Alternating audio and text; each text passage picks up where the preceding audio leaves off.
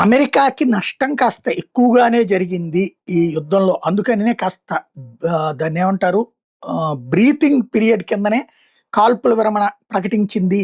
Iran ఒక పక్కన నేను ఆహ్, కా మీ షరతులకు ఒప్పుకోనన్నా సరే, తనంతట తనే ఏకపక్షంగా కాల్పుల విరమణ షరతుల వెనకాలన అతిపెద్ద నష్టం ఉంది అన్నటువంటిది అంతర్జాతీయ సెంటర్‌లు, మీడియా సెంటర్‌లు చెప్తున్నటువంటి ఫిబ్రవరి 28న అమెరికా, ఇజ్రాయెల్ కలిసి ఇరాన్ మీద దాడులు ప్రారంభించిన తర్వాత గల్ఫ్ దేశాల మీద టెహ్రాన్ విరుచుకుపడడం, అక్కడున్న అమెరికా అస్త్రాలను లక్ష్యంగా చేసుకోవడం, కమాండ్ సెంటర్‌లు, ఆయుధ నిల్వ కేంద్రాలు, విమానాలు ఉంచే ప్రాంతాలు, రన్‌వేలు, రాడార్ వ్యవస్థల మీద దాడి చేయడం, సైనిక కదలికలో నిఘాలకి వాడేటటువంటి వ్యవస్థలను దెబ్బకొట్టడం, అమెరికా దగ్గర అధునాతన గగనతల రక్షణ వ్యవస్థలున్న ఇరాన్ తన పాత F-35 యుద్ధ విమానాన్ని వాడి దాడి చేయడంతో యుఎస్ కంగుతింది అన్నటువంటి లెక్క చెప్తున్నారు. ఇరాన్ దాడుల్లో జరిగిన నష్టానికి సంబంధించిన ఖచ్చితమైన లెక్కలు అమెరికా ఇప్పటివరకు అయితే బయటపెట్టలేదు.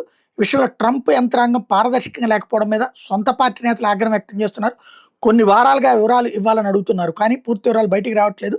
యుద్ధం నేపథ్యంలో $200 బిలియన్ అంటే సుమారు 18 లక్షల కోట్లకు పైగా నిధులు ఇవ్వాలని అమెరికా పార్లమెంట్ పెంటగాన్ని కోరింది అన్నటువంటి లెక్క నేపథ్యంలో ఆ మేర నష్టం జరిగిందన్న ప్రచారం ఉంది. మరోవైపు అమెరికా $11 బిలియన్ మేర ఇప్పటిదాకా ఖర్చు పెట్టింది మొదటి వారంలోనే అన్నటువంటి మరొక చర్చ నడుస్తోంది. ఈ వారు ప్రారంభానికి ముందు ట్రంప్ $1.5 ట్రిలియన్ డిఫెన్స్ బడ్జెట్ ప్రతిపాదించారు. ఇది గతంతో పోల్చుకుంటే దాదాపుగా 50% ఎక్కువ.